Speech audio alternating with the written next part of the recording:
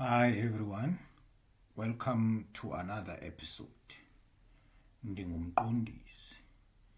I thought I should make this quick episode to break down the testimony of the National Commissioner of the South African Police Services, General Masemola, before the Madlanga Commission of Inquiry today, the 22nd of September 2025. What we witnessed wasn't just a routine Q&A. It confirmed in high definition the arguments I made in two recent videos. Let's start with the first exchange. The chairperson of the commission posed a fundamental question, one that should have the simplest possible answer for any police officer, let alone a national commissioner. The chairperson asked, in essence, whether General Masemola would comply with unlawful instructions. Now, in a constitutional democracy, the answer is not a matter of debate.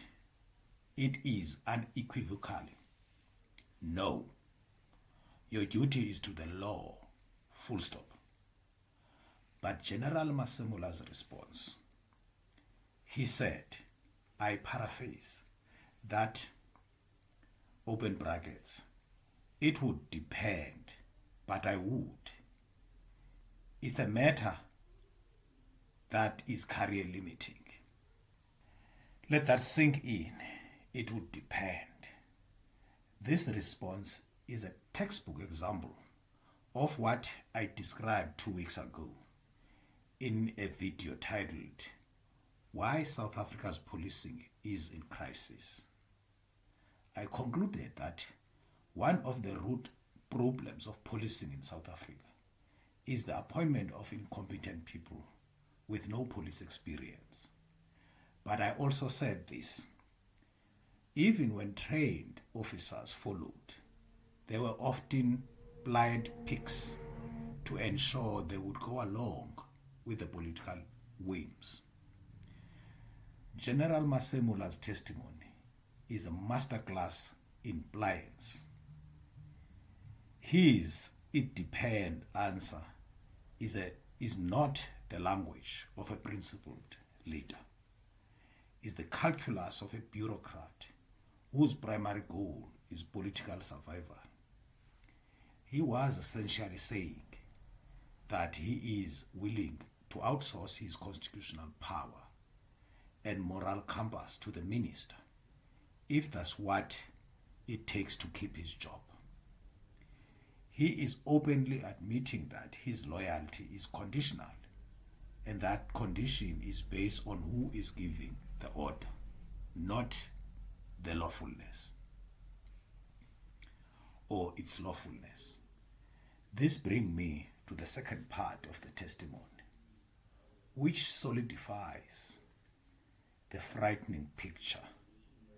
The past chairperson then drew the general's attention to a letter he had written in which he agreed to wind down the KZN political killing task team in a phased approach. When confronted, the general considered that he agreed to disestablish the task team, but in a manner that suggests that he was, in his own words, doing it his own way. But here is the crucial point. Agreeing to dismantle a critical unit at all, whether slowly or quickly, when there is clearly still a need for it, is at the heart of the problem. Framing it as his way is a smokescreen. It's an attempt to portray compliance as decisive leadership. This once again confirmed the blind pick observation. He is following a political directive but wants to create an illusion of being in control.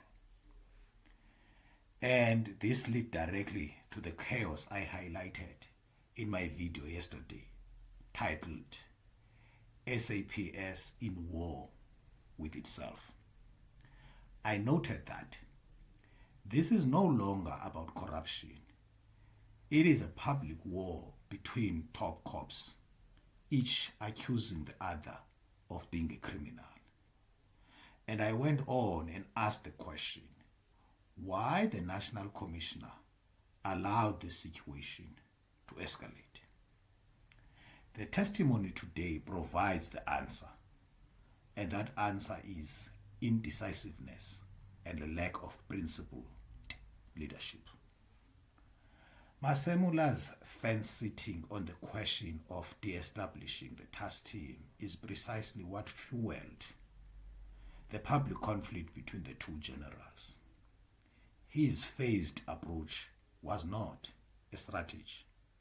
It was avoidance technique. A decisive leader would have either defended the unit's necessity based on evidence or clearly and swiftly executed its closure with a clear operational rationale.